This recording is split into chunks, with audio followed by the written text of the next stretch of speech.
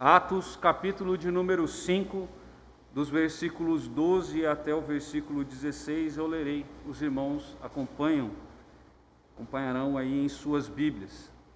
Assim diz a palavra do Senhor em Atos, capítulo de número 5, versículo 12 seguintes. Muitos sinais e prodígios eram feitos entre o povo pelas mãos dos apóstolos, e costumavam todos reunir-se de comum acordo no pórtico de Salomão. Mas dos restantes, ninguém ousava ajuntar-se a eles. Porém, o povo lhes tributava grande admiração.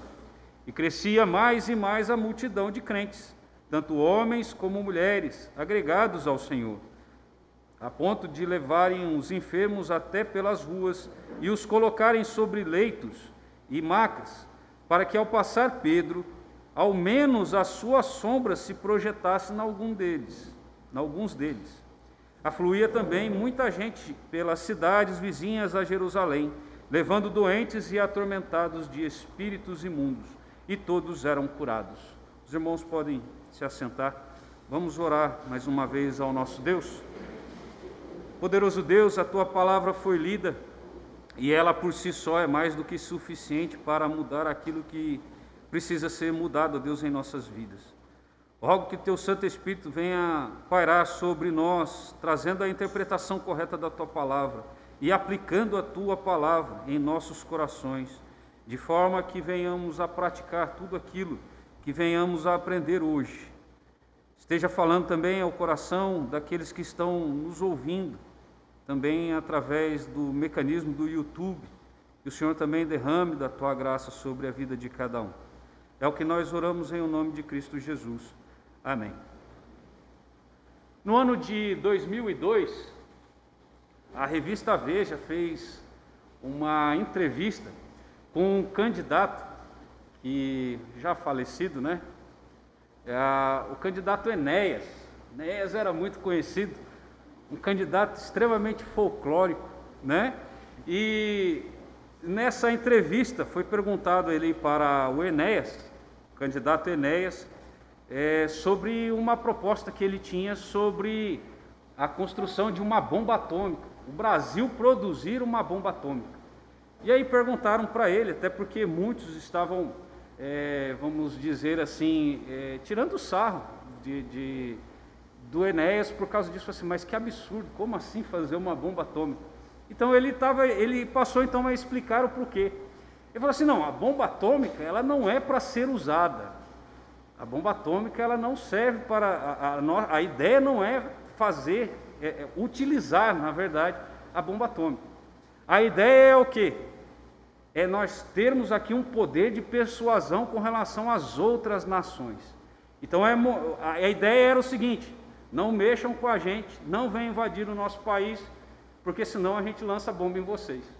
Então a ideia, inclusive, ela tem sido renovada nos últimos meses aí, até algumas campanhas a respeito, né, do Brasil fazer uma bomba atômica. E a ideia então é dessa persuasão, é um poder que o país teria. Essa era a ideia que o Enéas tinha, de um poder de persuasão junto às outras nações do planeta. Nós vemos aqui, também nesse texto, uma forma de demonstração de poder. Uma demonstração de poder. Não uma demonstração de poder destrutivo. A bomba atômica é um poder destrutivo, que mata muitas pessoas, e vemos isso, né, em Nagasaki. Mas aqui mostra esse poder, o poder que era feito. E esse poder ele tinha a conotação também de curar pessoas, de fazer milagres e de fazer maravilhas. Então, diante disso, o tema da mensagem de hoje é demonstração de poder. E essa demonstração de poder nós podemos ver aqui, através do texto, na primeira parte do versículo de número 12, que essa demonstração de poder, ela é evidenciada através de muitos milagres e de muitas maravilhas. Olha o que diz aqui o versículo de número 12, a primeira parte. Muitos sinais e prodígios eram feitos entre o povo pelas mãos dos apóstolos. Então, muitos milagres e maravilhas eram feitos. Aqui, está demonstrando um grande poder divino sendo mostrado para o povo. Mas aqui note, irmãos, que ele fala a respeito da instrumentalidade. Ela não era feita por qualquer pessoa. No que pese você olhar, por exemplo, para Atos dos Apóstolos, capítulo de número 4, o versículo de número 4, que diz o seguinte: muitos, porém, dos que ouviram a palavra e aceitaram, subindo, e a palavra aceitaram, subindo o número de homens a quase 5.000. Ou seja, além dos apóstolos, havia 5.000 convertidos. Era muita gente, 5.000 convertidos. Mas aqui diz que não era através dos crentes. A instrumentalidade não era através dos crentes. O texto ele diz aqui que quem era o instrumento eram os apóstolos, não era qualquer um. Então aqui já evidencia aqui que é algo especial. Não era algo assim, essas maravilhas, essa demonstração de poder, e aqui mostra a instrumentalidade através do Espírito Santo, que não era todos que estavam fazendo. Quem estava fazendo sinais e maravilhas, milagres e maravilhas, eram os apóstolos, eram os 12 que estavam fazendo esses milagres e esses sinais. Irmãos, o Espírito Santo ele ainda age no nosso meio, nos capacitando a fazer a obra dele. Ele, por exemplo, em 1 Coríntios capítulo de número 12, fala a respeito, a respeito dos dons. Deus ele capacita o seu povo a fazer. Deus ainda hoje ele faz sinais, ele faz maravilhas, ele faz milagres também no nosso meio. Ele ainda faz. Mas tudo isso é através do poder do Espírito Santo. O poder não estava simplesmente no apóstolo. Não era um poder que era dele, mas era um poder que era do Espírito Santo. O Espírito Santo agia através deles, através dos apóstolos. Não era algo, sinais e maravilhas que os 5.000 estavam fazendo, mas era algo que os apóstolos estavam fazendo. Nós não podemos entender que diante de um Deus que é imutável, Ele deixou de fazer ainda em nosso meio sinais e maravilhas. Muitas vezes, amados, nós estamos acostumados com tantas coisas que Deus faz no nosso dia a dia, que nós nem percebemos, por vezes, os grandes milagres e maravilhas que Deus ele tem feito em nossas vidas. Eu lembro que o presbítero Enéas, ele pregou aqui num dos aniversários da igreja, sobre a questão de não sabermos, de não sabermos o que as bênçãos e até livramentos que Deus ele faz em nossa vida. Muitas vezes não temos nem ideia dos livramentos que Deus ele tem nos dado, de tantas bênçãos que muitas vezes a gente fala assim: Senhor, o Senhor não tem me abençoado, mas quanta chuva de bênção muitas vezes tem te dado. Muitas vezes a bênção está até mesmo dentro das próprias lutas, mesmo. Ele tem derramado, Ele é poderoso, Ele é imutável. Dentro dessa imutabilidade dele, Ele é alguém que ainda, o Espírito Santo, Ele ainda age no nosso meio. Ele age no meio da sua igreja. Talvez não exatamente da forma, porque, por exemplo, os apóstolos não existem mais. Os apóstolos, eles eram daquela época. A forma pode mudar, mas o poder continua o mesmo. A ação do Espírito Santo, ela continua o mesmo. Além, amados, de vermos aqui sobre essa questão da demonstração do poder do Espírito Santo, ser evidenciada por muitos milagres e maravilhas, vemos também que ela é evidenciada pela unidade da igreja. Através da unidade da igreja, nós vemos a demonstração de poder aqui do Espírito Santo. A partir do versículo, da segunda parte do versículo de número 12 até o 13, nós vemos o seguinte: e costumavam todos reunir-se de comum acordo no pórtico de Salomão, mas dos restantes ninguém ousava juntar-se a eles, porém o povo lhes tributava grande admiração. O pórtico de Salomão, pórtico de Salomão, Satanás tem nada a ver com isso aqui não, é o Salomão.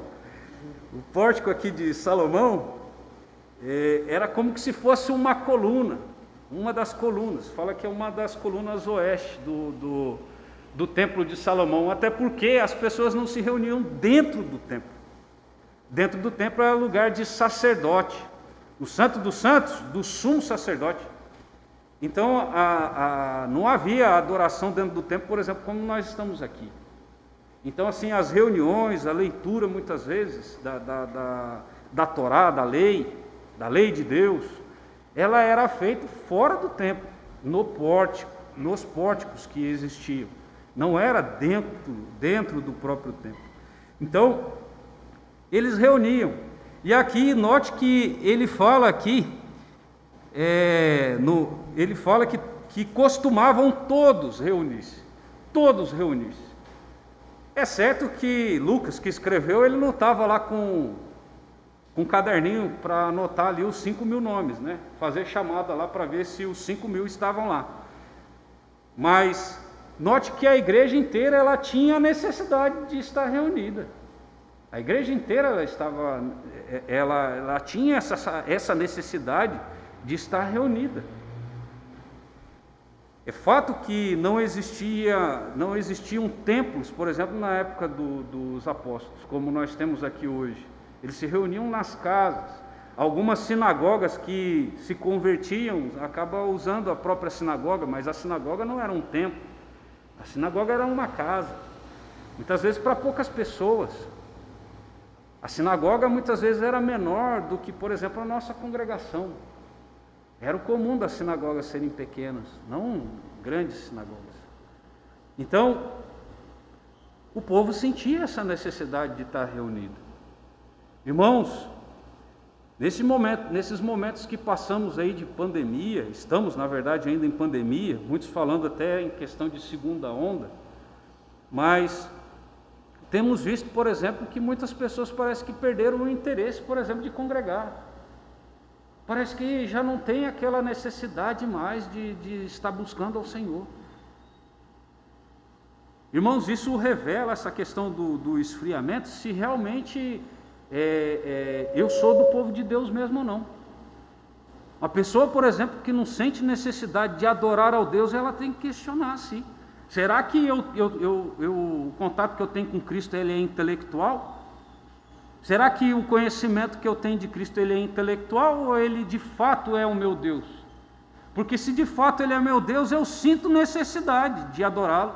Se de repente eu não venho na igreja porque realmente eu estou me resguardando, eu não vou, por exemplo, em shopping, eu não vou em praia, eu não vou em determinados lugares porque eu estou me resguardando e realmente eu estou cumprindo aí para não pegar e de repente levar o coronavírus para outras pessoas. Se realmente a pessoa tem essa intenção, ela deve estar sofrendo. Ela deveria estar amargando o fato de não poder estar reunido com o povo de Deus.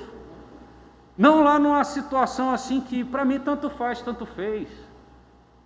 E isso aqui mostra inclusive a questão dos crentes que se chamam crentes desigrejados.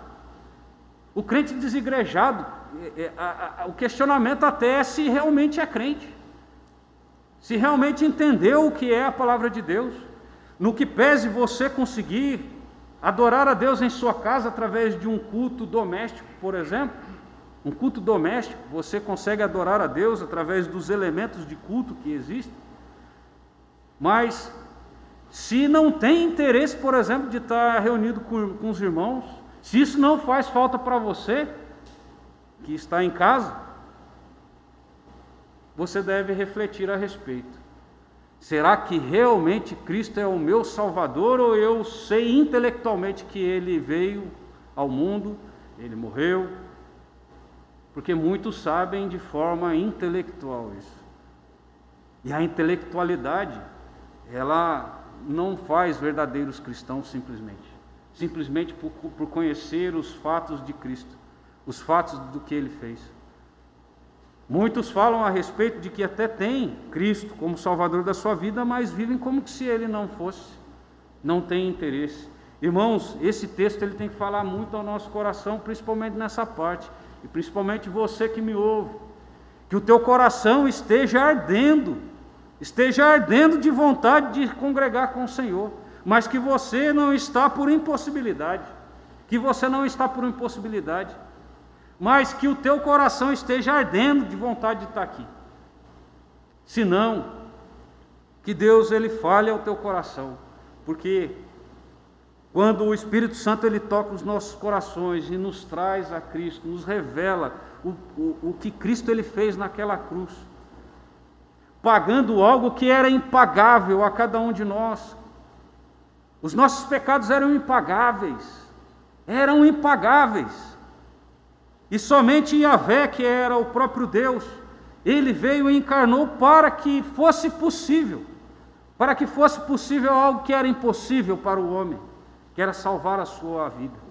É impossível para o homem. Se o Espírito Santo não te tocou dessa forma, de forma que te leve à adoração, de forma que te leve a querer estar reunido com os irmãos.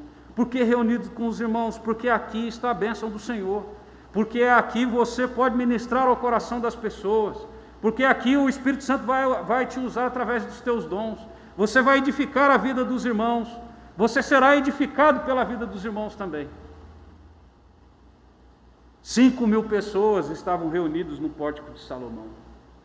Segundo diz lá, não era algo coberto, e lá fazia muito calor, e lá era o sol escaldante, e eles estavam lá, 5.000, todos interessados, porque compreenderam de fato aquilo que Cristo tinha feito em suas vidas. Havia a autoridade dos apóstolos, havia aqui sinais e maravilhas, e eles estavam sedentos para adorar o seu Deus. E aqui, o versículo de número 13, ele ainda revela algo interessante para nós. No que pese muitos sinais e maravilhas que vimos no começo do versículo de número 12, ele diz ainda que mais dos restantes, ninguém ousava juntar-se a eles. Ninguém ousava. Estava lá, 5.000 da igreja, mas ainda existiam alguns que não ousavam. Existe muita semelhança aqui, irmãos, entre esse acontecimento que narra o versículo de número 13, com aquilo que ocorreu, por exemplo, com Jesus, que é descrito lá em João, capítulo de número 12, versículo de número 42 e 43. O versículo de número 42 e 43, ele está falando aqui de João, capítulo de número 12, o final do ministério público de Jesus. E aí, a partir daqui, ele passa a ter um ministério privado com seus discípulos. Então, aqui é o final do seu ministério público. E o que diz? Contudo, muitos dentre as próprias autoridades creram nele, em Cristo. Mas por causa dos fariseus não confessavam, para não serem expulsos da sinagoga, porque amaram mais a glória dos homens do que a glória de Deus. Se nós olharmos para o texto um pouco antes, capítulo de número 11, por exemplo, nós vemos a ressurreição de Lázaro. Um grande sinal, uma grande maravilha que ocorre. O capítulo de número 12, nós vemos, por exemplo, uma voz falando ali a respeito de Jesus. Eles tinham tudo, parece assim que tinham tudo para chegar à fé. Por quê? Porque tinha todas as evidências que Jesus era o Messias. Jesus era o Messias que havia de vir. Mas o texto diz que muitos preferiram a glória do homem, do que a glória de Deus. E aqui novamente acontece isso. Eles veem os milagres sendo feitos através das mãos dos discípulos. Eles veem curas sendo realizadas. Mas na verdade eles preferiram a glória dos homens. A glória dos homens. Quantas pessoas, amados, têm contato com a glória de Deus até, através da explanação da palavra do Senhor. Mas as coisas desse mundo ainda estão arraigadas dentro de si. Nós podemos ver, por exemplo, na parábola do semeador ali. Muitos estão ali entre os espinheiros, muitos estão sobre a rocha e não conseguem crescer, não conseguem. Muitos têm apenas esse contato intelectual com a palavra, mas não querem deixar as coisas, os rudimentos do mundo. Alguns orgulhos tão, vamos dizer assim, desculpem até a palavra, idiotas. Até alguns orgulhos de coisas pecaminosas, ou algumas conquistas pecaminosas que teve no passado, mas não posso deixar essas conquistas para trás. Alguns orgulhos assim, que impedem dessas pessoas se achegarem a Cristo. Mas olha só o texto, eles fala que eles não se achegaram, não se tornaram parte dos 5.000. Mas olha o que diz o final do 13. Porém o povo lhes tributava grande admiração, havia reconhecimento por parte desses ainda. Ainda havia reconhecimento, eles reconheciam os apóstolos, eles admiravam os apóstolos, mas eu não quero nada com eles. Eu admiro. Olha, legal aí o que vocês estão fazendo, muito legal, mas não quero fazer parte disso. Não quero fazer parte disso porque existem tantas coisas do mundo que estão me atrapalhando de chegar. O meu orgulho, o meu egoísmo. Irmãos, isso tem que falar aos nossos corações, você que está em casa também, me ouvindo neste momento, assistindo a mensagem. O que tem impedido de você de fato, abraçar essa fé? O que tem te impedido de abraçar essa fé? Será que realmente é apenas um mover do Espírito Santo que não foi em tua vida? Ou será que simplesmente você está abraçando intelectualmente aquilo que você está ouvindo, aquilo que você toma de conhecimento do nosso Deus? Não existe dentro da palavra de Deus um crente que não queira congregar com o Senhor. Alguém que não queira ter comunhão com os outros. É fato que na igreja existem pecadores, só pecadores, inclusive eu sou um deles, pecador, lavado e remido na cruz do Calvário, mas pecador. E através de pessoas pecadoras existem conflitos, existem realmente conflitos, mas os conflitos não podem nos afastar da comunhão da igreja. Os conflitos, até hoje estudei com os jovens sobre essa questão de conflitos. Os conflitos, eles devem ser resolvidos, não afastados e não nos afastarmos por causa de conflitos. Não existe justificativa para você deixar de congregar. E Hebreus mesmo, ele diz que já começou naquela época a ser costume de alguns deixarem de congregar.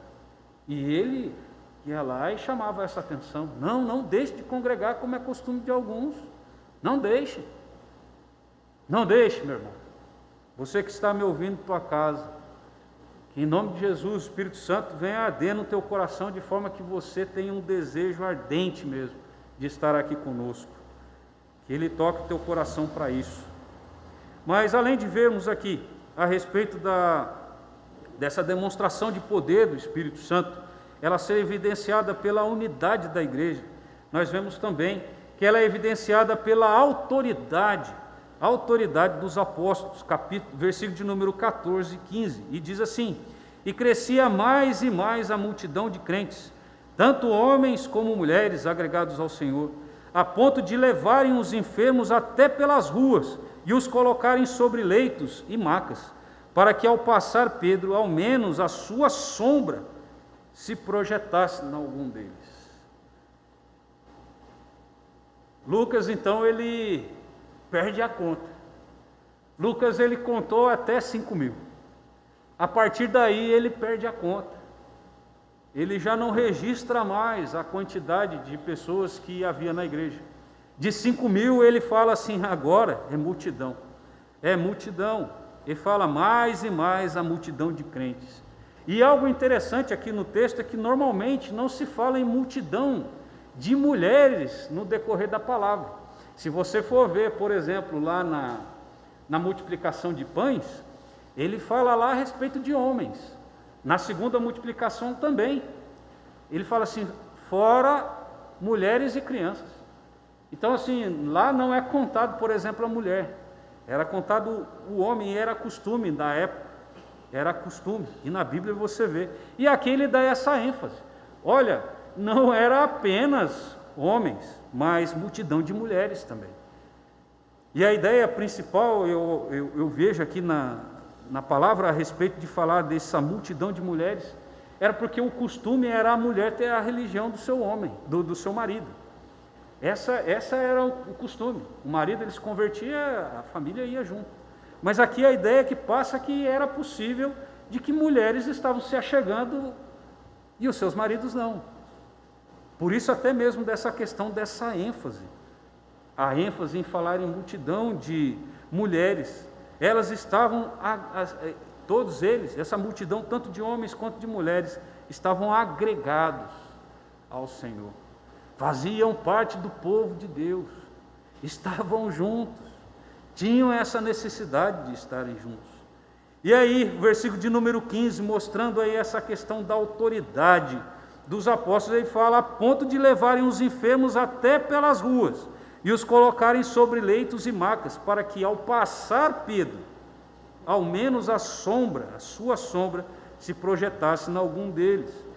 Irmãos, Pedro aqui de fato, e como diz o versículo de número 12, que muitos sinais, aqui fala de milagres e maravilhas, eram feitos através das mãos dos apóstolos. Aqui não está querendo dizer que Pedro ele tinha uma proeminência em relação aos outros apóstolos. Como muitos, por exemplo, querem dizer que Pedro foi dada a chave nas mãos de Pedro. Como que se Pedro ele fosse o primeiro papa. Não é isso que está querendo dizer. Como que se Pedro ele fosse o grande líder da igreja. E na verdade os demais estavam debaixo dele. Não é isso. A ideia aqui era que Pedro ele era mais conhecido. Será que a questão, os outros apóstolos eles não curavam? Curavam também. Esses milagres e maravilhas que eram feitos não era só por Pedro. A ideia de colocar Pedro aqui era no sentido até mesmo do colégio apostólico. Ele como um representante do colégio apostólico, não ele como líder do colégio apostólico. Aqui não mostra a questão de proeminência de Pedro, principalmente para alguns que dizem que Pedro foi o primeiro papa. Não é isso. Não é isso que o texto está querendo dizer. Mas no sentido dele, como um mais conhecido. Eles aqui estão enfatizando algo que era feito, que você não encontra precedente. Por exemplo, você não encontra em nenhuma narrativa bíblica dos evangelhos a sombra de Jesus ela curar alguém. Você vê pessoas tocarem no seu manto e serem curadas. Provavelmente, possivelmente, até a sombra de Jesus também curava, mas isso não era enfatizado lá nos evangelhos. E aqui diz que é. Aqui diz que é. E interessante, irmãos, é que o próprio Cristo, quando estava com seus discípulos, ele mesmo disse que eles iriam fazer coisas além daquilo que Cristo estava fazendo, em termos de milagres e sinais. Então aqui é evidenciado essa questão da autoridade dos apóstolos. Ou seja, assim como Cristo ele fez, os apóstolos estavam fazendo. Os apóstolos eles tinham autoridade.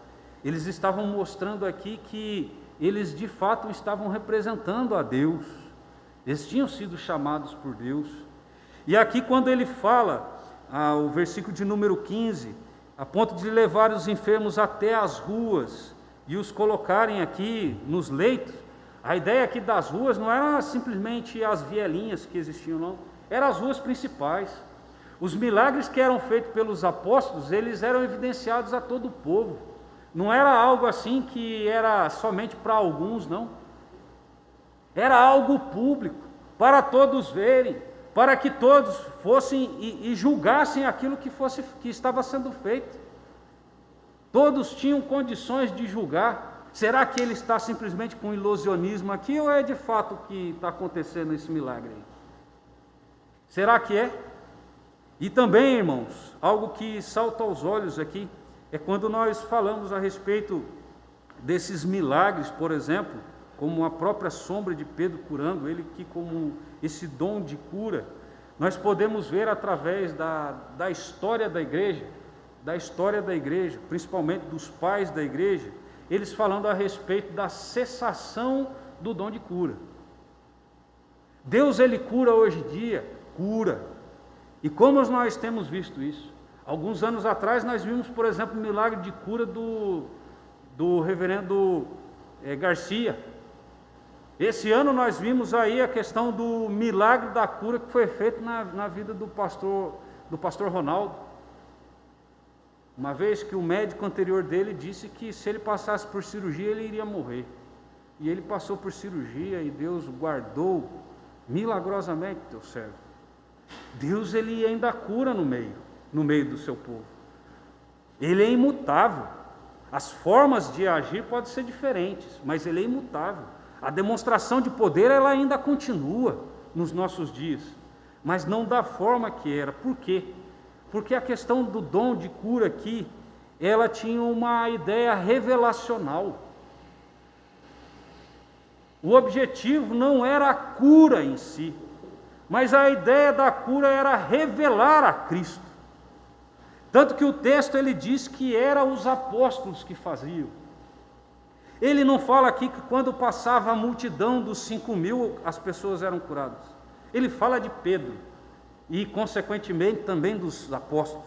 Ele não fala aqui que é a multidão, a partir do momento que projetasse a sombra da multidão de crentes que estavam indo para o pórtico de Salomão, as pessoas eram curadas. Não, eles falam dos apóstolos. Isso era algo revelacional e através dos apóstolos. Através dos apóstolos. Esses sinais, maravilhas e esse dom de cura aqui em específico. Até mesmo, amados, que se houvesse no nosso meio, por exemplo, dom de cura, da forma que é explanada aqui no texto bíblico, porque diz que todos eram curados, não diz que eram alguns, não. Alguns selecionados eram curados, não. O dom de cura aqui ele é evidenciado através de todos, de todos. Eu lembro uma vez, inclusive, foi muito forte para mim a questão da experiência, porque foi quando eu me senti chamado por Deus para trabalhar para Ele. Na época eu não entendia que era para ser pastor. Ainda não sou, estou estudando, mas eu não entendia. E eu lembro, foi lá em Ubatuba, um pregador que estava num momento de transição à igreja, eles ia ter uma eleição na igreja, lá em Ubatuba, Igreja Central de Ubatuba, e esse pastor foi lá na escola dominical, levar a mensagem para a igreja conhecê-lo e tal. E algo muito interessante que eu não esqueço é quando ele começou a contar uma história de que a mãe dele estava com uma doença nos olhos, e a mãe dele estava assim para perder a vista mesmo, estava muito, muito feia a situação mesmo.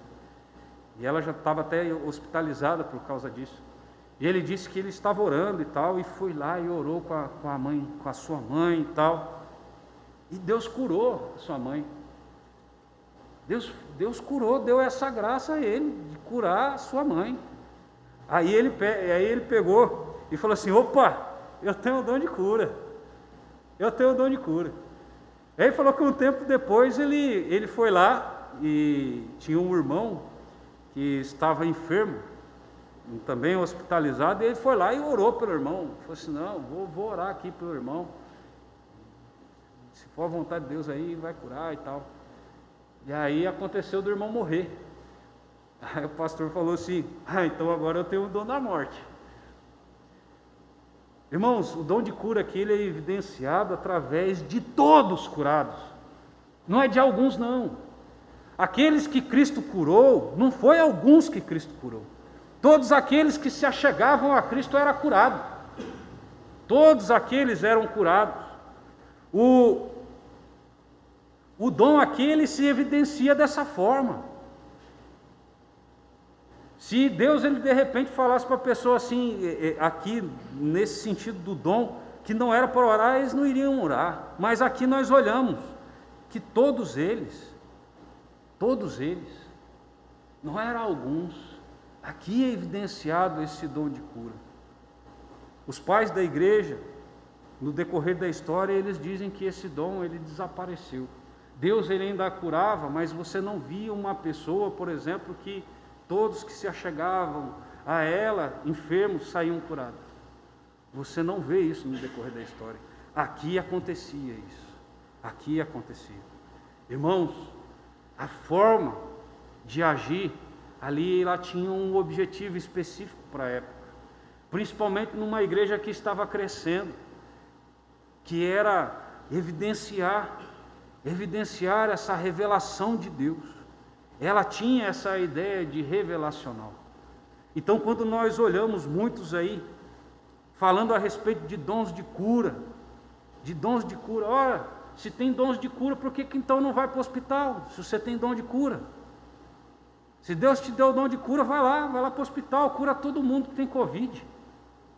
Vai lá, ora, passa em qualquer uma, vai esvaziar o hospital, se você tem o dom de cura.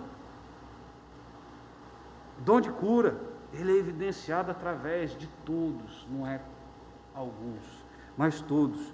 E aqui mostra essa grande autoridade que os discípulos tinham, até mesmo de projetar, através da mera projeção da sombra dos apóstolos, no caso aqui, falando Pedro, eles eram curados.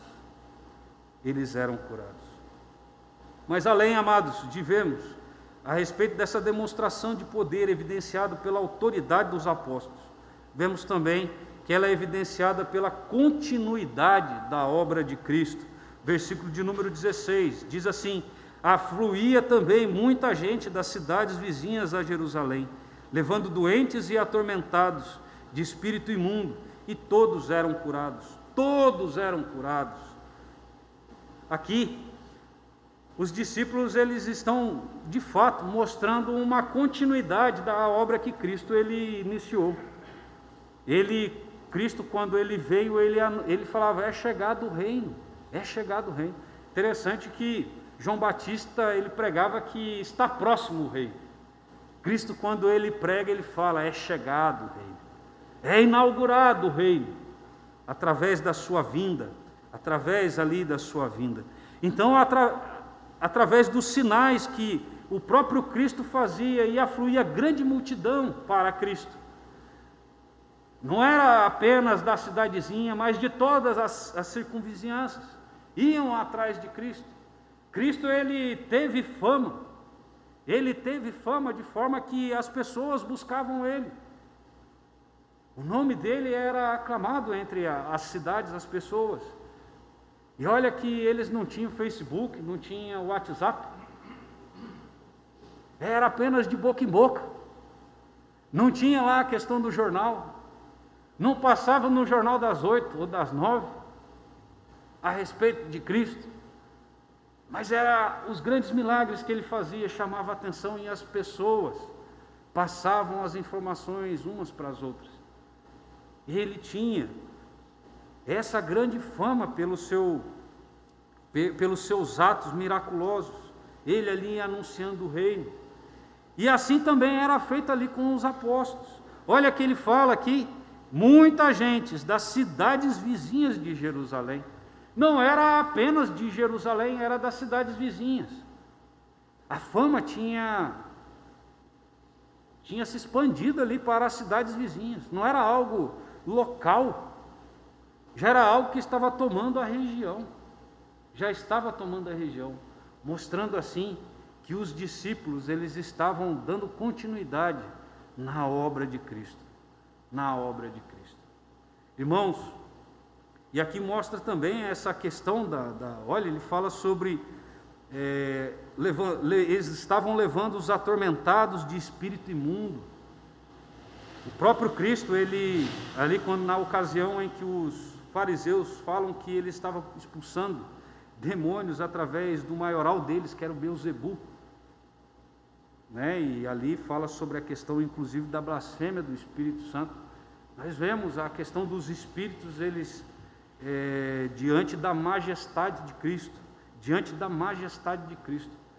eles eram expulsos, Não existiu nenhuma pessoa endemoniada que continuou endemoniado depois de ter o contato com Cristo.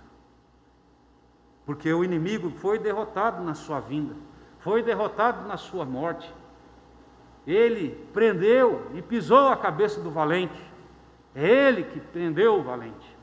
Não somos nós que amarramos o valente, mas quem amarrou o valente foi o próprio Cristo.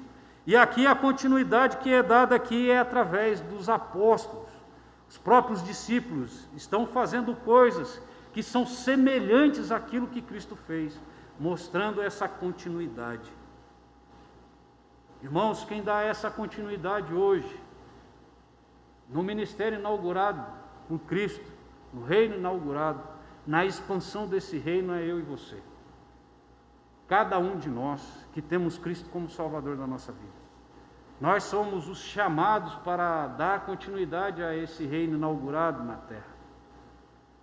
Nós devemos rogar que Deus nos dê a instrumentalidade necessária, nos dê o empenho necessário, que nos dê a coragem necessária para testemunhar a respeito das virtudes daquele que nos chamou,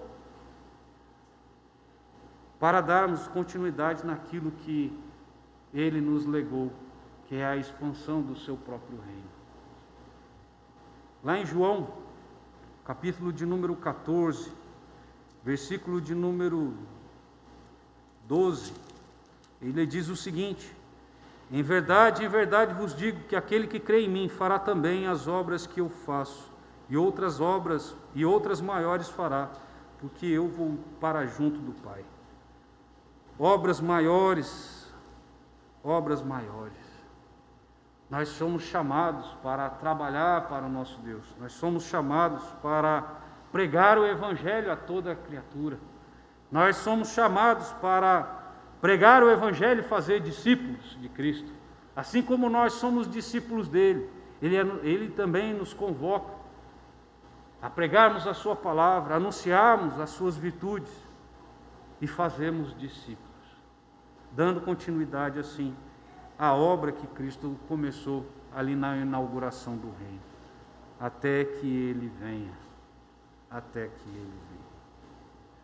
Vimos hoje, irmãos, no texto de Atos, capítulo de número 5, versos 12 até o 16, nós vimos a questão da demonstração de poder do Espírito Santo. E vimos que essa demonstração de poder do Espírito Santo ela é evidenciada através de muitos milagres e maravilhas, através da unidade da igreja, através da autoridade dos apóstolos e através da continuidade da obra de Cristo. Que Deus venha trabalhar em nossos corações, aplicando as verdades bíblicas aqui expostas. Que Deus tenha misericórdia de nós, nos fortaleça e nos use em sua obra. Eu gostaria de pedir, até gostaria de ter falado um pouquinho antes com o reverendo João, gostaria de convidá-lo a vir aqui ao púlpito para nos dirigir a Deus em uma oração final e impetrar a bênção apostólica também. Oremos com o reverendo João e recebamos a bênção apostólica.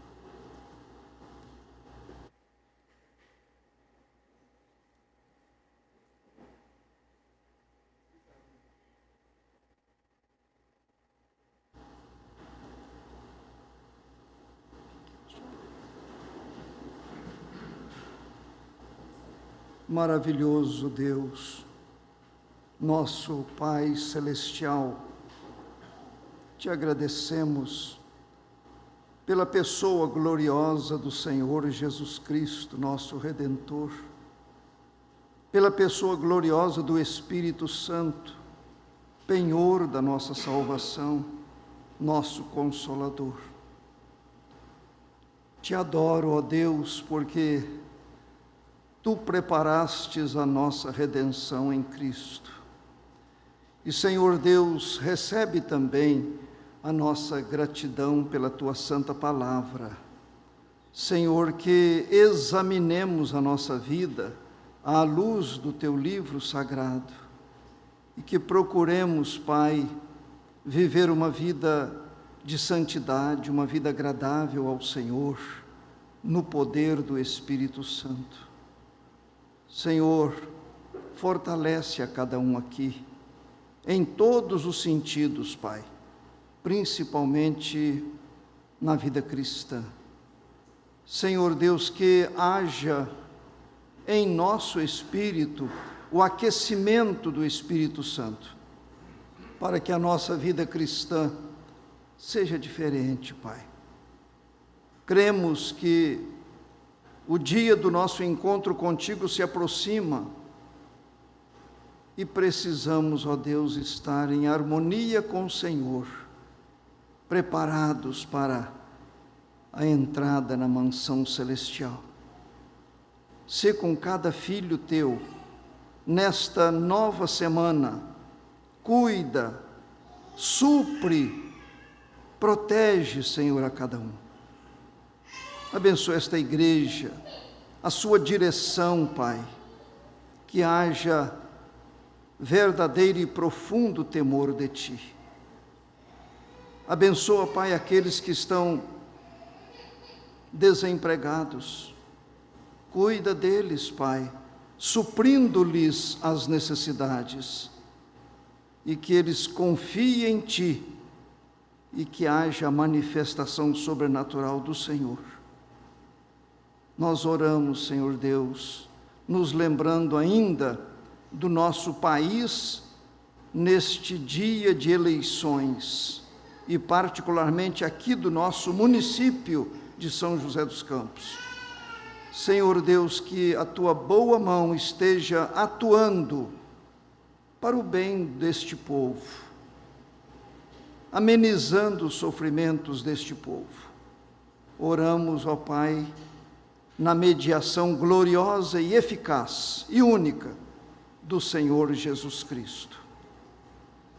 Que a graça de nosso Senhor e Salvador Jesus Cristo, o maravilhoso e eterno amor de Deus, nosso Pai, a comunhão, a unção e o poder do Espírito Santo, sejam convosco, meus irmãos, e convosco permaneçam hoje e sempre. Amém.